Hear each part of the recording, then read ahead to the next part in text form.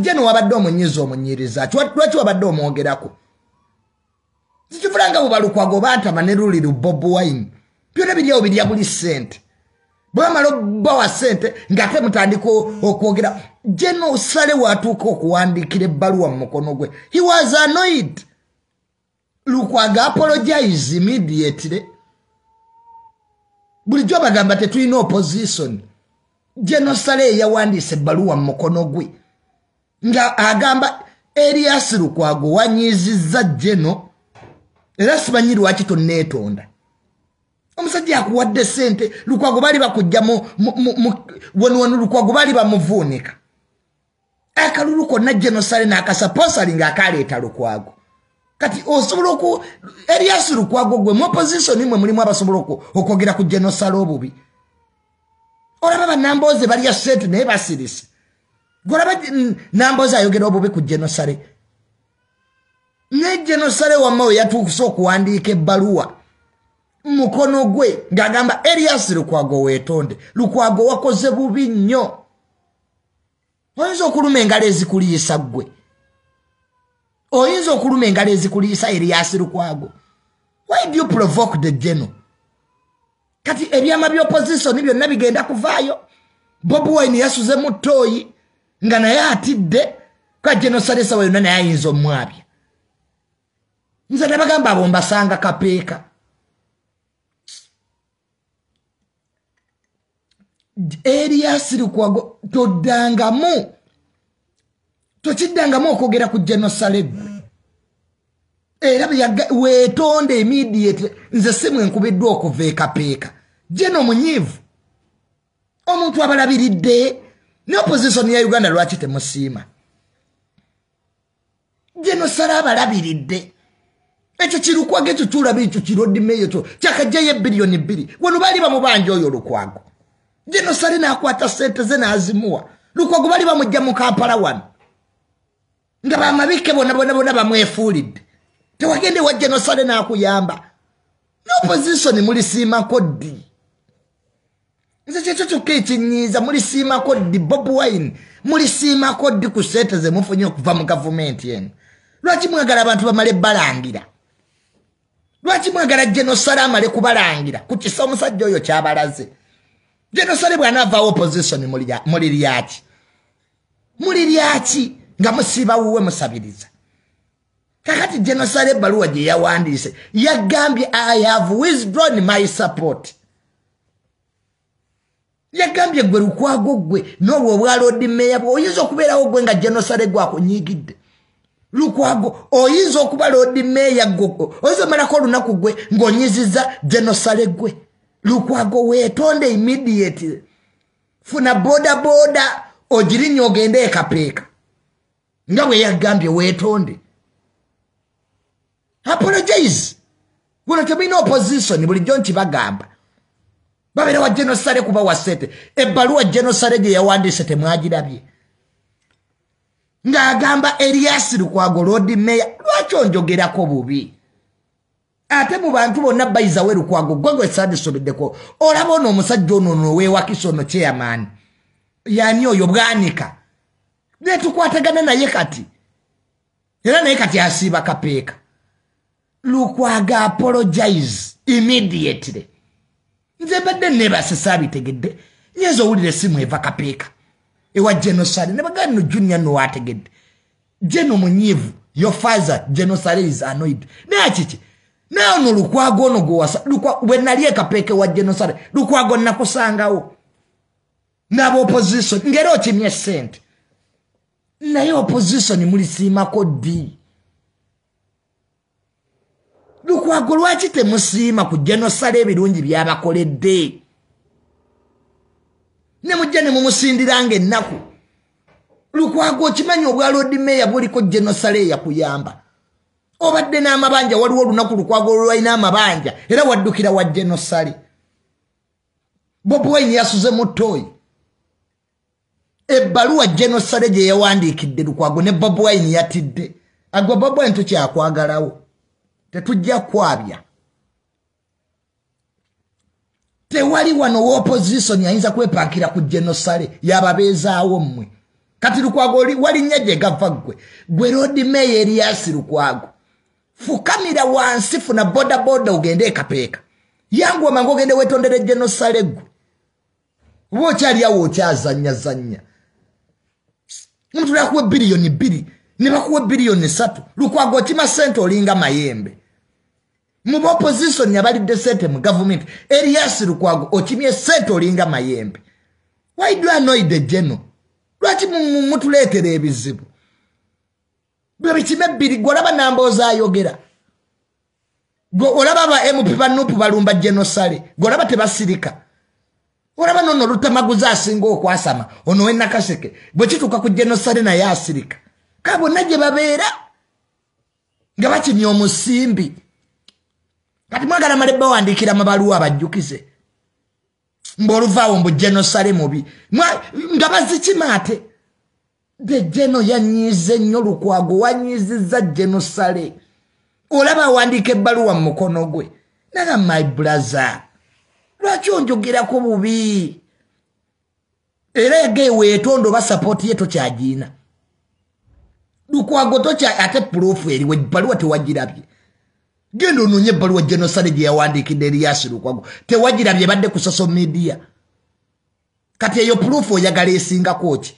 twabagamba ddano tuwali opposition nga mutuvuma gendo nonye ebbaluwa General Saleh gye yawandise eri ku social media nze Tamale nkuwa first yard abo bonna aba opposition gye babeera nga bali ya sente bane tukubireko General Saleh mu ngalo era General Saleh bwaliva osimanya opposition ya Uganda kyemulirya mmwe singa General Saleh mumwagala nnyo naye Erias Lukwaago weetonde Uncle Frank agashumba onkubira nenja kukubira Uncle Frank ankulaba onkubira nyenda kukubira nga maliriza Uncle Frank agasumba muwala we yanyizizza oba Uncle Frank onkubira byakwogera ku muwala we netulina bingi bye twogera of course ze Uncle Frank asola nyigira muwala we but yanyizizza shira how can she disrespect me in public Uncle Frank agashumba ankubira nenye namukubira nga maze ampa ku sente gashumba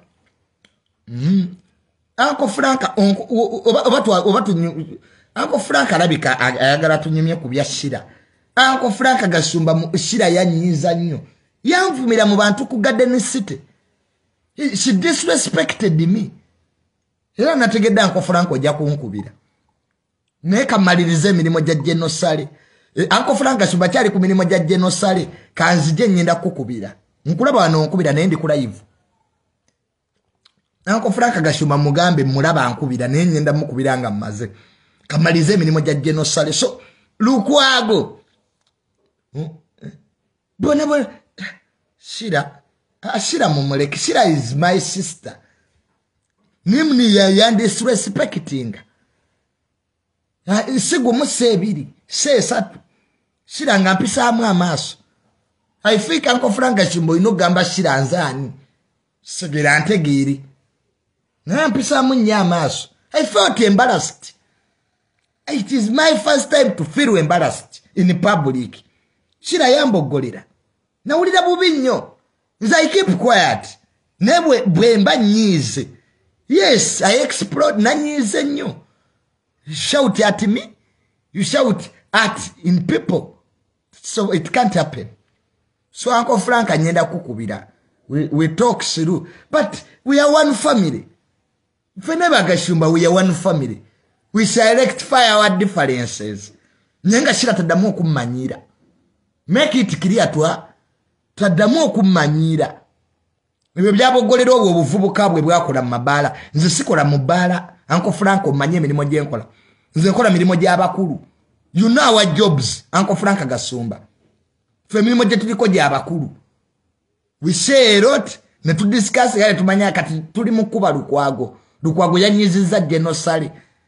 Bamuwa sente ate ali awo ayasamirira.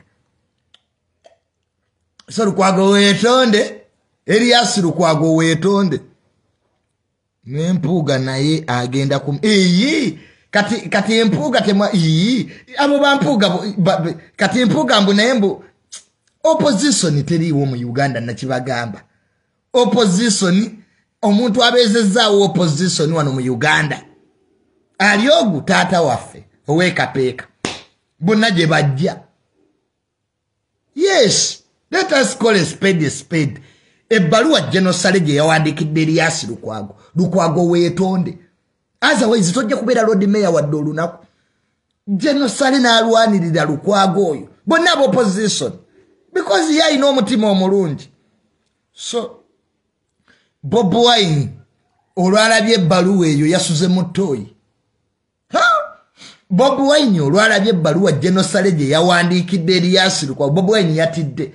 Bwiino ne Lubongo yatukyabaagalawo mugera nammwe mulimba ate. So Erias Lukwaago yanguwa mangu weetonde genda ekapeeka nze simu enkubiddwa evudde kapeeka. Na General is not happy with you Lukwaago okumwogerako. Olaba nono omusajja Bwiino ono chairman we Wakiso naye namutwala ne mugati General omusajja omusonyi we tukole kati sandi teyamutwa. Bonna bali ba ssenti. Era ebbaluwa ya General Saleh yeba igamba bulijjo kyembagamba. Nze oba Lukwaago bulijjo mbasangayo. Namugamba Junior oyo propaganda. Propaganda wawa. So we shall talk through about that story. Uncle Frank Gashumba ankubira. Uncle Frank anyenda kukubira. Kamalirize emirimu gino. Abamataka muninde ko kyali ku mirimo gya General Saleh. Those who have problems with land muninde ko that will be next week. When komao mu office. Week ejja. When komao. So abe opposition temuddamu okulumba General Saleh ababeezezaawo. Mubeerawo mumusindikire General tuyambe. Sajja nakwata sente nazibawa. Ne lwaki abantu temusiima? Nze kinneewuunyisa ku opposition ba Uganda butasiima. Sika musiima nnyo General Saleh mmwe. Olw'ekisa kyabalaga. Ne Lukwaago wono kime billion 2. Wano Lukwaago mu kalulu baali bakutwala. N'ofukamira ne weegayirira General Saleh n'omugaa nyamba. Esawa zino oyinza omwogerako obubi. Oyinza omwogerako obubi Erias Lukwaago. Lord Mayor funa mangu boda. Oba genda ku TV eddako weetonde publicly. Ugambe General Musole. Oletira banno abali asete mu opposition. Bwalaba babaka bannopu boogera. Bona babeera kapeeka. Baze okulaba omukulu. Sibasangayo nga byambadde gomesi. Nze wano Uganda tetulina opposition. Nze nabigaana nze opposition. Mbisangayo nga byambadde gomesi. Nabiri asete za Museveni ebyo Bwiino ne bikatagga. Bo tujjako Museveni mumugirako wa nga Erias Lukwaago meya w'ekibuga General Saleh yamuwandiikidde ebbaluwa. Lukwaago tadda. Kanyiziza General Saleh Lukwaago togenda kudda. Badde manyi ti General Saleh abadde akuyamba n'akugattira. Wano bali bakutwala wano mu KCC engaba bakasala bakutwala. Si General Saleh si yakuyamba. Wano Lukwaago walina amabanja watuukira kapeeka.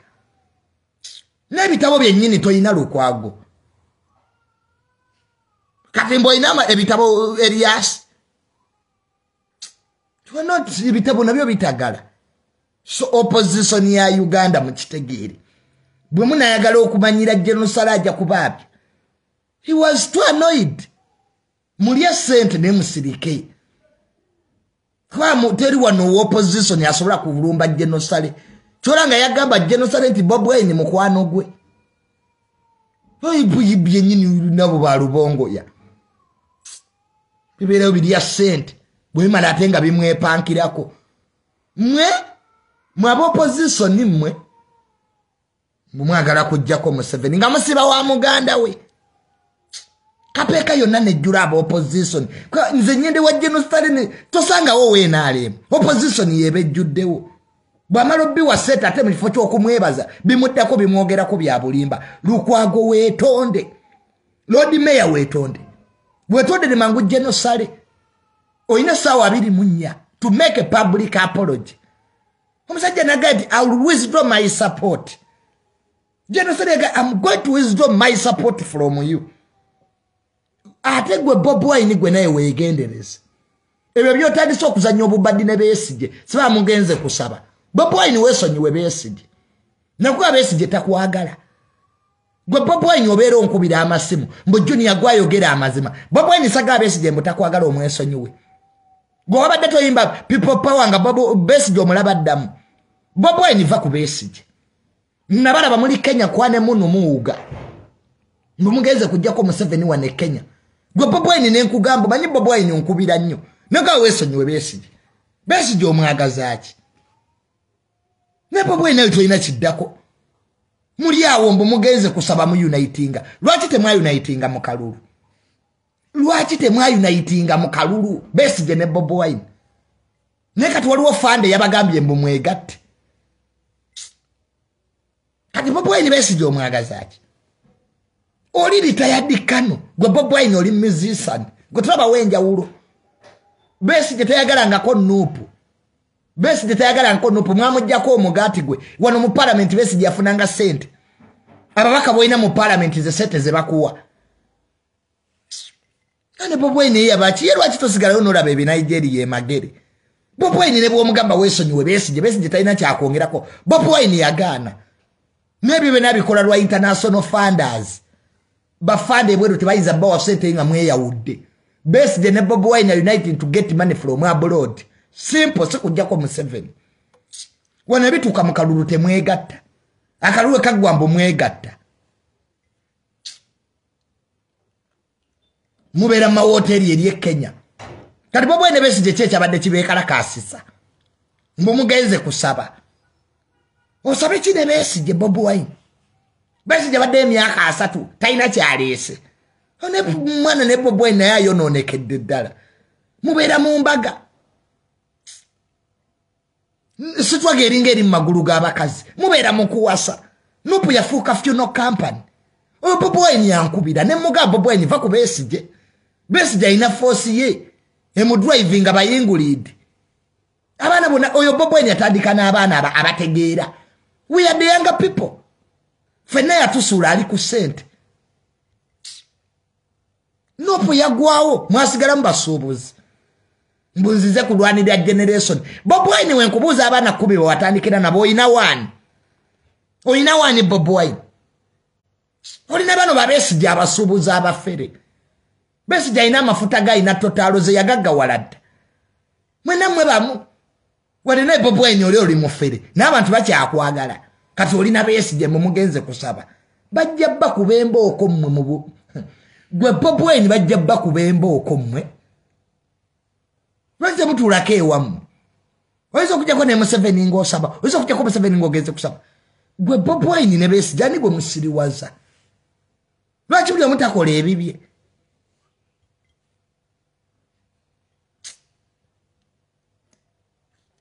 ate oyo Lubongo yakuwabya oyo Lubongo oyo Lubongo yamuzzukulu wa Museveni si yamusomesa gwe Bobi Wine gwe ne Lubongo yammwe bayizawo abantu we banategeera nti nammwe muli bafere mmwe Erias Lukwaago ye Genosale amazo mwabya gwe Bobi Wine gwe weegendereza ate kirungi Bobi Wine tolumba Genosale kye kirungi ky'oyina singa nawe twakwabya dda emmotoka yavaawa etayita mu masasi nze nagula sipasiyo yange eri Amadi omanyi sente gye bazinguza gwe eno sipasiyo yange gyenvuga etayita mu masasi omanyi sente gwe Genosale yampa sente ezagula eyo sipasiyo gyenvuga etayita mu masasi kati nkulabe ng'onyiza Genosale gwe Lukwaago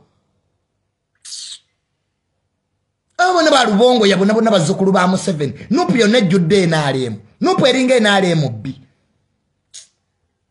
ate gwe Lubongo yagwe erikopita gwe erikujja gwe ku kitebe gwe abantu gwe nga bategedde mbu okwatagana ne gavumenti gwe bw'ojja okutegeera gwe Lewis esinika ebyo ebinnyo owoze people power our power where is your power hano ne mukeera maloji mbu mwagala kujjako Museveni mukeera maloji nupu muli mukola mbaga muli mukuwasa nupu is a funeral company mubeera maziika it's a wedding company kati ono Erias Lukwaago amaze okulya sente za Genosale Lukwaago weetonde immediately nga Genosale tannanyiiga nze simu enkubiddwa kuva kapeeka ne bangamba Junior your father General Saleh is annoyed mbo mu opposition eriwa mbasanga mugomese kiro mu State House nze Tamale tusobola kunimba limba ebya kisirusiru byamwe ebyekisirusiru gwe kankubulire ko gwe principal ebyo nebinyanya byemwewawa ebyo siba principal siba affiliate dictator one of the Bwiino opposition bonna banonya sente gwe Lubongo yagwe mbu David Lewis Lubongo ya nga Museveni yamuwerera mpaka Harvard okuva Kanyalyeru oyo omwana Lubongo ya nga President Museveni lwaki temusima baana mmwe enalemu nekuwerera abaana bangi tebalina na scholarship kino Kirubongo yabamaze kiwerera kiri yali ne Bob Wine kisinika manyo biri mukubba sente z'abazungu nze Bob Wine nagamba ekintu kimu bwoba ogenze kunyaga abazungu nange mpa sente European Union Bob Wine ye kusasula lwaki topa ku sente abasazeewo okubba abazungu nange mpita nze nali advisor wa Bob Wine emyaka 2 ngera tuli mukunyaga abazungu nemka Bob Wine nze teri kintu kyanyiza kutuka President Museveni nanga ati Bob Wine yakava wano lwaki temuntwala Lukwaago bamwe billion General Saleh abadamu wanga sente wali ontuteko Lukwaago Erias Lukwaago wali ontuteko sente muzibya mweka lwaki temuntwala sente zabalondemu mbuza nobiyanirize edi mutwe gwe Bob Wine obosazeewo gaggawala na buli omu bobosazeewo kugenda wa President Museveni akwe motoka etaita masasi nange ntwala nemutuleka kati Lukwaago yuyo bamwabiza General Saleh yawandise baluwa emwabya Lukwaago okuba Lord Mayor manyiga General Saleh sigo opposition neno bisanga mu Gomesi nze abanupu mbasanga mwambadde Gomesi ekiro mu nkondo mu State House nga mulinze Museveni temwambala enkondo Gomesi temuzigula ali kugalira yakedi ali no bibuuza nga bita maaso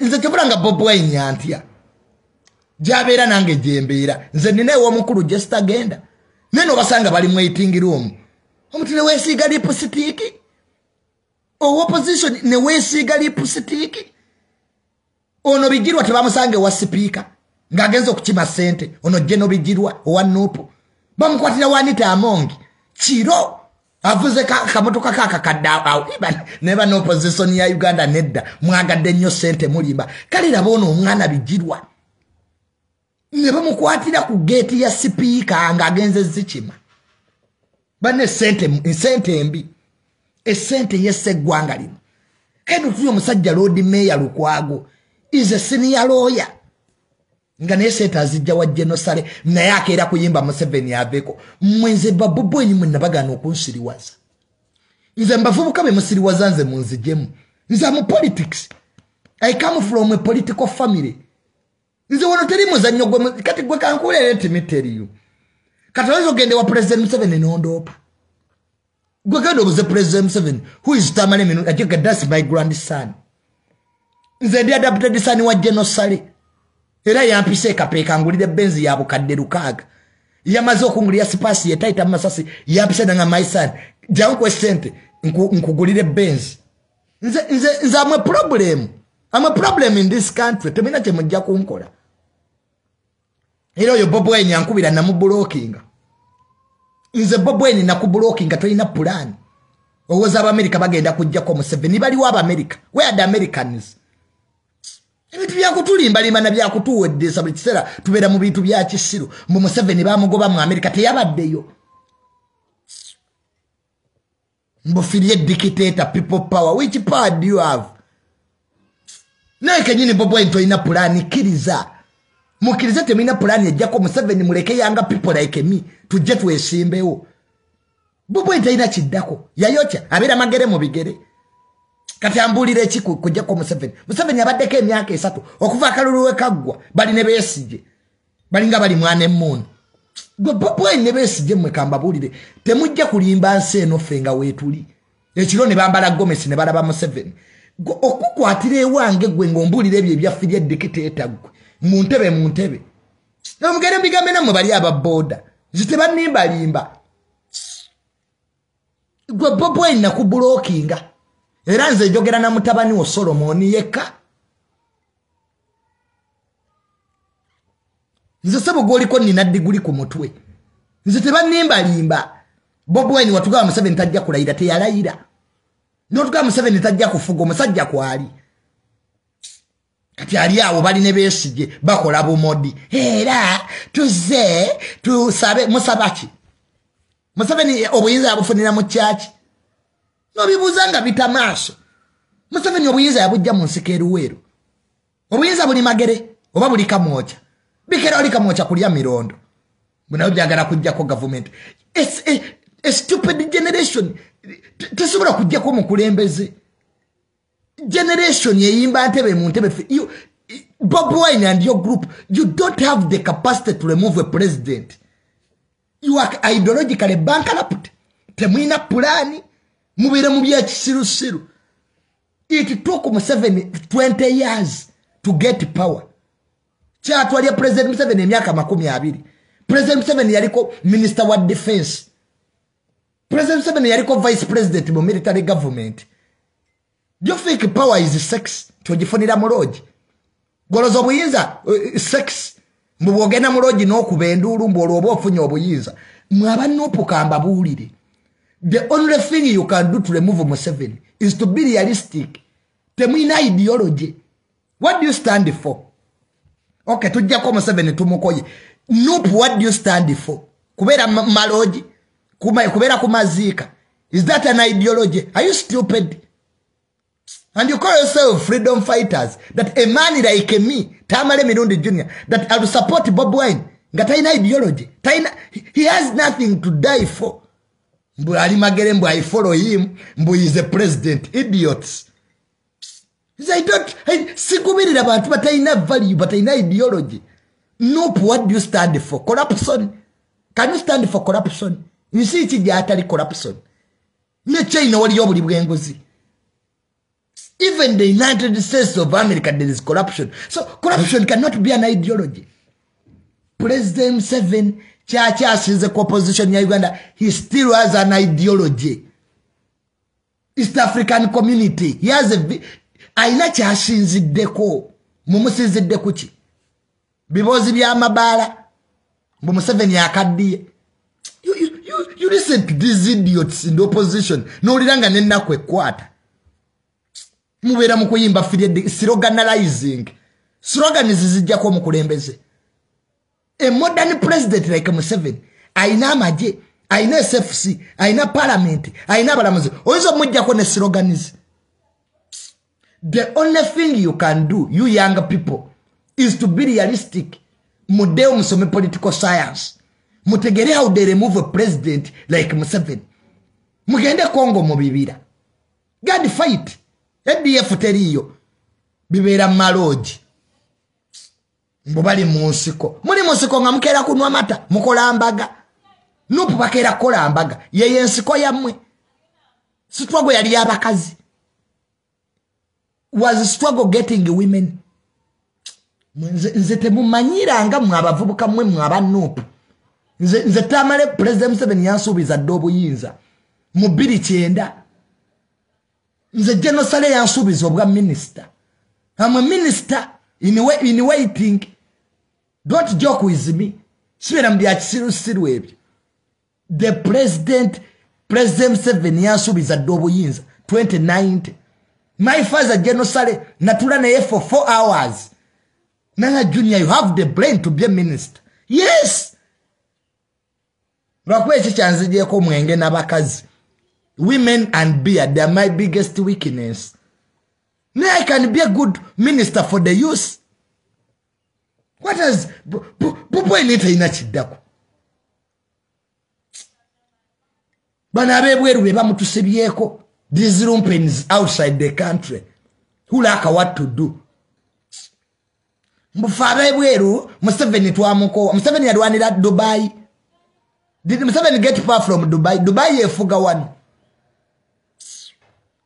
Mbo Museveni aba America bajja mujja ko ya the Americans Biden yuna agenda kujja mu Uganda mwe bwe mutaakome bibozi ebyo Bobi Wine ne Besigye bwe mutaakomye bibozi ebyo ebyokwefera ne mubeera realistic ne mga how can we remove a president goloza power ekyuse etye Kenya Luto eyakulya mu family enjavu leero afuga Kenya Luto look at Luto Nabo Luzungu Luto lwayogera Bobi Wine lwayogera Bobi Wine cannot even contain an English a sensible English conversation for an hour. That one is now the president you want. Laba William Ruto omugerageranye ne Bobi Wine. William Ruto ayogera Oluzungu notegeera biki byaliko. Ne Bobi Wine abera mu nnyimbe. Nze Bobi Wine nakublocking era tonkubiranga I was your advisor nakuwa amagezi. Ninga Bobi Wine dayo mu parliament. So kolindeko okwatagonizing Museveni because of greed of money. No politics yenna. Nora baba na abafere mutuli mu New York yefuga Uganda. Waliwo omukulembeze wa Uganda yali afuze Uganda ngava mu New York. Amini yava mu New York. You fight these lumpennies. Tuli mu kwekalakasa. Tuli eno Washington twekalakasa idiots. The power is on the ground. If you're not on the ground, you cannot change power. Gwabaga New York party ya Uganda. Mwe bana Uganda mwe bali ebweru wemba mwagala okujjako Museveni mukomewo. Come to Uganda and do activism from here. Nyewe mama mchalu uwekanireyo mu America. Ngenkera President Museveni ya meetinga Biden. Goli mukazigo ko mu America gyo ya Samira. America ekumanyi. Being a immigrant, it doesn't make you a power broker in America. Some of you are exaggerating your passports. Mbukubango ina passport ya America. It doesn't make you a power broker in America. America inaba power broker bayo. Inaba senator. Kati golie yosubula migugu. Oli mu New York mu apartment mu poko joint mboyagala kujjako Museveni. Are you sensible? Oli na magezi. Abantu bali mu UN, bana Uganda bali mu UN. If you work in UN in America, you can talk. Neka tulia rumbuye, ali mu katoye take. How can rumbuye remove Museveni? Ali mu katoye take. Is in a toilet. Jayogerera. Lwaki rumbuye ekigula tutakikolera wano? Be sensible. Why doesn't rumbuye come back to Uganda? Nakola activism. Bali mu butoye take bekwese. No Patricia Sewungu kajjamu olubuto. People gandi play sex, leave politics to us. Ebyofuzi mu bitulekere. Fa babitegeera nze I understand politics. Ka gwensibamu, gwensulamu. Nze abakulu benjogera nabo mu ggwanga lino nga nabakubudde you can even collapse. Nze I'm not a joke. I'm not jokery. If you want to change a country, come back to that country. Obuyinza tebabufunira Hongo Kongo. Olozenjo Gabriel anava mugulu abatereko yo Bobi Wine wamu. Let me tell you one thing. You young people, gandi study, mudeo musome, teri agenda fuga Uganda nga tasomye. But President Museveni, they have been lucky. Ntiboba badde bayekera. You cannot get power if you are not educated. Guno omulembe gwa degree. You must be a specialist in something. It is a man like me who has a degree in psychology, human brain, a technocrat. You come mboyagala kumfuga. Mbungoliwe mudidi. How can you name mudidi order afugenzo what degree? Let me tell you, let us be realistic. In this guno mwaka opposition mubere realistic. Mudeo musome. All opposition leaders go to America and study. Na ebyo mubaddemu ebyo mbu mumpobululu kubanga ndi musiramu. Mumpobululu kubanga ndi mukatoliki ebyo biweddewo. Ekifo kya vice president kibadde ky'Abaganda emyaka 2 agawedde. Akirimu kati si Muganda. ebyo ebya tribal politics biweddewo ensi kati eyimiridde ku knowledge. That's why Biden is a lawyer. Ensi kati eyimiridde ku knowledge. Buyigirize wasoma ki? Family names ziziweddewo. Kyovola banga Ruto afuze Kenya. Nga Uhuru tafuze. Gundi Odinga tafuze. Ebyobufuzi bya family biweddo ensi kati eyagala wasoma ki? Ruto alina PhD. The president of Kenya has a PhD.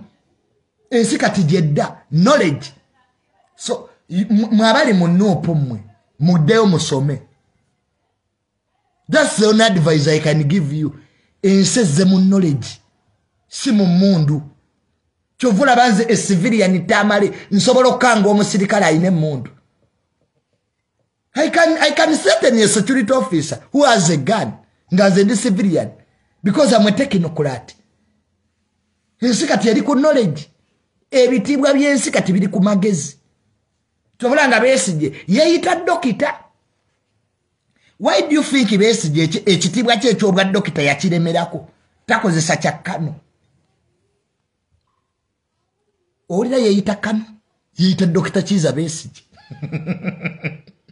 Kubanga mu bazungu bogera no gati oli dokita they respect you. Kati Bobo Wine yeyita ki? Mbo principal. No luzungu tenu mulumanyi principal abayina amasomero. Principal aba head teacher. Mu bazungu ba head teacher be bayita ba principal. Abakuli university babayita ba vice chancellor na yera aba nopo era temwasoma. Kati Bobo Wine mumuyita principal ina somero ki? You use wrong terminologies temumanyi kye zitegeeza. Na uli amuyita ono muka Bobo Wine babimbo first lady. Who ordained her? Ani amuteka ko kuba first lady. Ka era group etasoma mwewe ebitibwa. Mbu vice president Nubianiri owawa. Mbu Nubianiri abatasoma. Omanyi struggle yonango yagala ekulemerere. Abatasoma bagikulembere. Kibanga struggle ya Nupu teina giraga. Abagikulira tebasoma. Babera mu bya kisiru kwewa binnya mbu vice president Nubianiri. Mbu principal Bobo Wine principal of where? Which schools? Omupya eka qualifying mu Uganda okuyitibwa principal ye Zali. Zali Hassan yaina amasomero. Is an head teacher. Zali head mistress. Aina amasomero South Africa. Is a principal. Mekati Bobo Wine taina department gyakulira.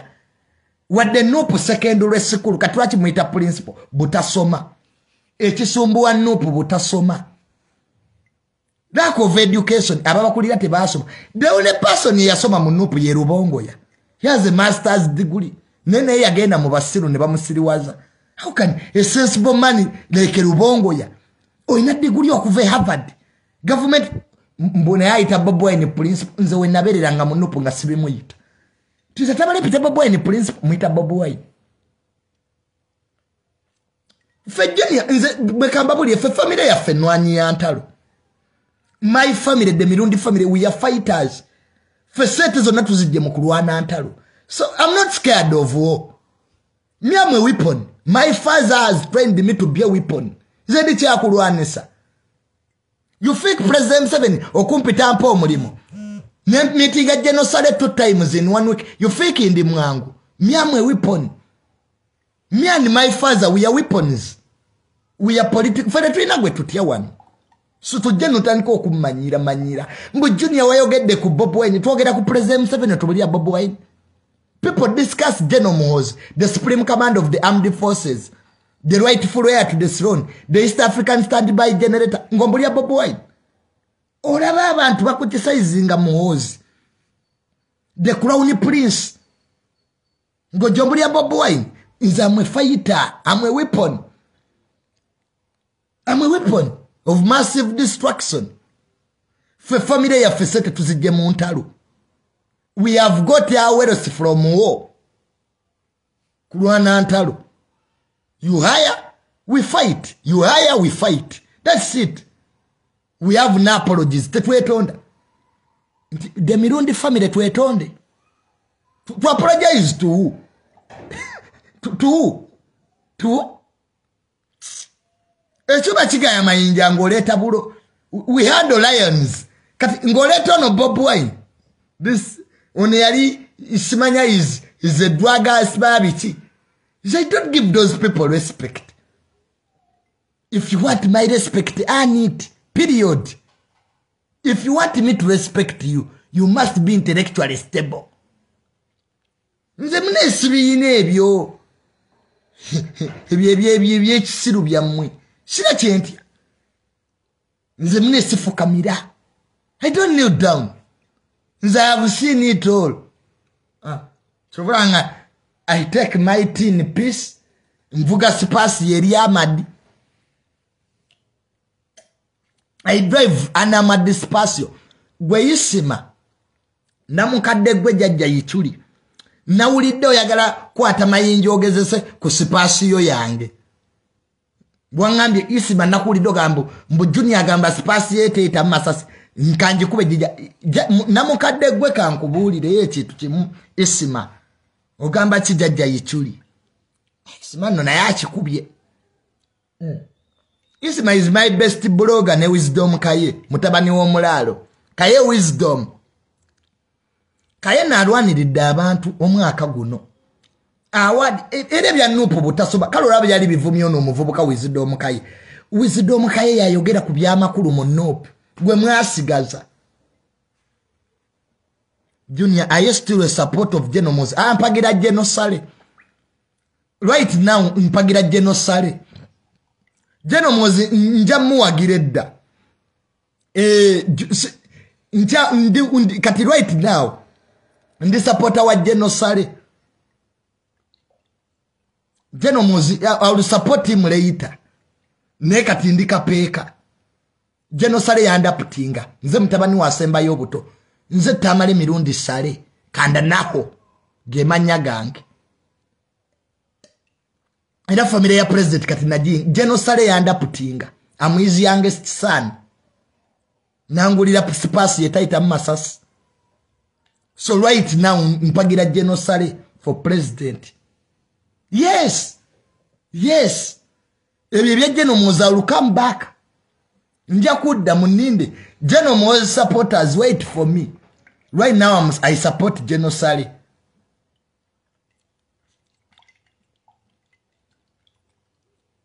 Mpagira Geno Saleh bya Geno Moza we shall see later. Nabirimu Geno Moza is my good friend. Segera, but right now mpagira Geno Saleh for president. Yes, Geno Saleh ajafuge. He's a good man. He's very, very generous. Kati mpagirani. Hawana gana tumina sente. Mubera mukuwala nabagaga. Kati tuwagire goina amasabu. Kati kuwagire kochi. Mukubanga ologa nnyo banno. Abatuwa munamwe mutuleke. Mutuleke. Gwe fuwe mindi zo mwaka guno. Gwe roga bajjabo. Ebyo bufuzi bireke. Birekera abayine sente. Ne kati otunda kondom. Kati tukulete kuwa president. Tibane munda bantunda nnyo kondom ku kyalo. Mubeere ku byalo byammwe musirike. Bekabagaga ba Geno Saleh boogere. Omuntu ena nazisasula loji. Mbuyagala tukulete kuwa president. This matter das your archives for 2M. Kale. Kasita yange. Ngamaliriza shenu. Kingi saa wesonyiwe bebe kulu. Kingi saa wesonyiwe bebe kulu. Ngamaliriza sheno. Kingi saa wesonyiwe bebe kulu. Oba tonaba. Genda ogule sabuni onabe. Bananga abantu abamu wamme ebintu ebimu bijjemu entondo. Omuntu obaga nti owunya akamwa. Genda ogule akasenya. Simple. Gandi abantu bane mu bagambe wamma amazima. Tamale bwemba sinabanga ampunya. Ngamba tonaba Kingi saa. Genda ogule sabuni onabe. Simple. Wesonyiwe bebe kulu.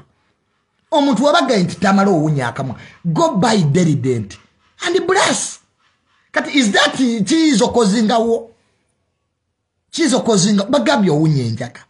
Gula gundi babogamu ogaye. After blasting, ogule babogamu simple. Kati awo Olutalo kyoluliwo. Kingi saa bamugamba bugambi nti tanaba. Awunyenjaka, which is okay. Those are fair comments. Oyinza okuba yes they are fair but bagamba amazima nti gundi tonaaba nekati omuntu wamza abantu bakyayagala mazima omuntu omugamba ko sibu nanyiga nakulopa ne mu kooti noga Tamale tonaaba simple ngenda bugenzi nga ntikakola live ngangula sabuni mu supermarket ngangula ekyangu ngakati ngenda kunaaba. The debate ends from there. Abana Uganda muyige kye bayita fair comment. Omunaga ati gundi oli mwavu era nonyiga. Bana atulangidde obwavu. Era no. Society teyinza fugibwa bweti. Kingisa oli muyimbi mulungi. We appreciate your music. Now we all have flops. For that we know weaknesses.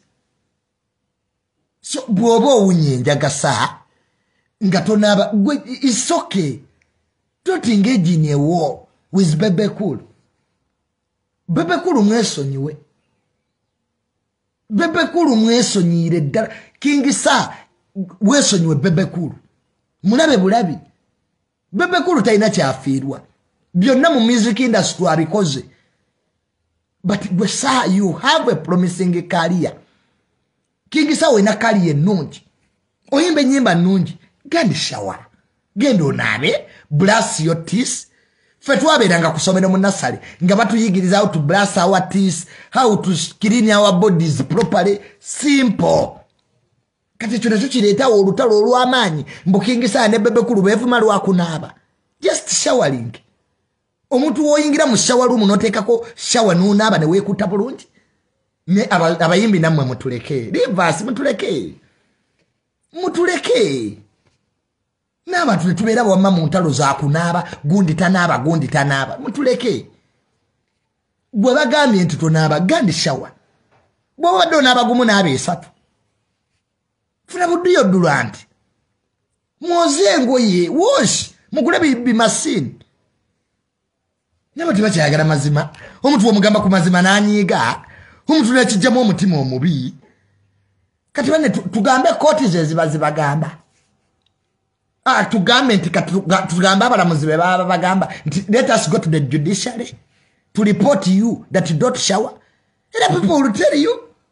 Simple. Abanyuganda let us call a spade. Simple. Bino si byakuyimba byakunaaba. Separate music from basing. Yawulo okuyimba n'okusenya. They are three completely different activities. N'abantu ne mwekuba. Abantu ne mwagala okwetuusaako obulabe. Nalabye Bebe Cool naye awera. Ate gwe Bebe Cool toyina buyinza bugaba nnyumba. Bebe Cool nakulabye njagala kuwa abayimbi amayumba. Bebe Cool tuleke. Bebe Cool twesonyiwe. Bebe Cool you are my friend. Va mu bintu ebyo eby'okwesudiyanga. Bebe Cool weesudiya nnyo. Mbunjagala kola awadi zange ngabira kati Bebe Cool ogabe ennyumba ki? Eriwo gy'ogenda ogaba. Mpozi nti ogenze kusabiriza Jeno Moze. Nene Jeno naye mumusabiriza nnyo mulimba. Kati be project ebyo byoleeta Bebe Cool. Abana bali mwena lemu tebalina ssente. Bamobiliza balina lemu babanja. Hali mu byamayumba ono Bebe Cool. Lwaki toyamba beena lemu? Why don't you hear the Benarem people Bebe Cool? Let us zimbira bamobiliza Benarem amayumba. You said to genda zijja wa Bebe Cool. Leka banefeke wa maybe okwesudiya. Tuyanga abantu bakyabavuma nnyo. Be realistic Bebe Cool in this economy. Nga nawe shetu nsabirize. Ennyumba zogenda okuwa abayimbi ogenda zijja wa. We are all beggars at the end of the day. Fena tusabiriza government eriko. You might be a big beggar, I'm a small beggar. Fena tusabiriza. Uganda esabiriza abazungu. Kakati Bebe Cool, I heard you properly. Oba nawulidde bubi. You are going to give musician houses. N'olira ebintu by'ekisiru ng'ebyo. Bebe Cool, stop engaging yourself in useless talk. Okuze. Neno bira bintu by'ekisiru kati ogenda okola mu Jumayi. Obasalawo okubeera wa Jeno Moze be there. Music industry gireke. Abaana bato bazze.